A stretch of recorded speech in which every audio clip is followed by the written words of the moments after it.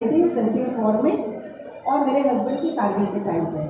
तो मैंने अपना बचपन भी बिना पिताजी के देखा और मेरे बच्चों ने मेरा मैं क्योंकि फौज में थी और हार्ट फील्ड में रहती थी, मुझे हमेशा ये लगता था कि मुझे बच्चों के लिए सेपरेटेड फैमिली एकोमोडेशन पीस में रखना है, उनकी एजुकेशन ठीक हो सके, तो मैं हमेशा ऑप्ट करती थी। तो मेरी 27 ईयर्स की सर्विस हार्ट फील्ड में ही गई है, मैंने शहर कभी देखा ही नहीं। उसके बाद मुझे लगा कि मेरा पर्पस ऑफ लाइफ पूरा नहीं हो रहा है शायद। आफ्टर कमांडिंग 2 हॉस्पिटल्स मुझे लगा मुझे बाहर जाना चाहिए, कुछ और करना चाहिए। बाहर आके भी मैंने जो हालात देखे अपने एक्स सर्विसमैन के, सर्विंग सोल्जर्स के साथ जो हो रहा है। बचपन मैं 4th जनरेशन आर्मी किड हूँ, मेरे दादा परदादा सब लोग फौज में थे। मैंने बचपन से हमाम से ही नहाया है, मेरे को कोई दूसरी साबुन सिंथौल हमाम के अलावा अच्छी नहीं लगती आज भी। तो पूरा बचपन मेरा उसी उसमें गया है। मैं आज अब रिटायर होके मैं फौजी गाड़ी को देखती हूँ, यूनिफॉर्म को देखती हूँ, तो मेरी आंखें वेट हो जाती कि मैंने शायद हम लोगों ने सारी जिंदगी दे दी, लेकिन हम वो सम्मान नहीं ला पाए एक फौज के लिए जो आज की डेट में धीरे धीरे कम होता जा रहा है। हम लोग का पहले लोग जैसे ही सुनते थे कि आप एक आर्मी सोल्जर हैं, आपके लिए सीट छोड़ देते थे, आपको बैठने के लिए बोलते थे, आपको लाइन में आगे आने के लिए बोलते थे। मैंने 2 यूएन मिशन करे हैं।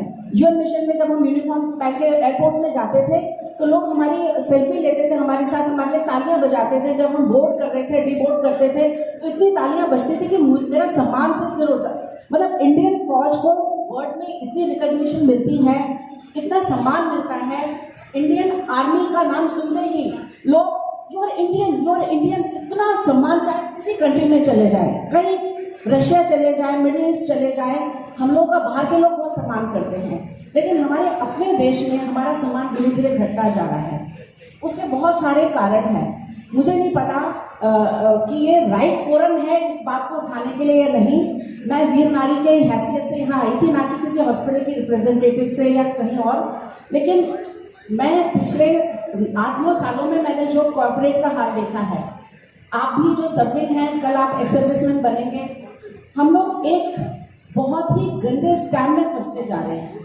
मुझे नहीं पता मैं अपनी बात ठीक से समझा पाऊँ ना समझा पाऊँ। हम लोग को एज ए इंडियन पता नहीं क्यों फ्री की बहुत ज़्यादा आदत, मेरी आवाज़ तो नहीं गूंज रही है, एम आई ऑडिबल क्लियरली? तो हम लोगों को धीरे धीरे हमारा डिसिप्लिन खत्म हो रहा है।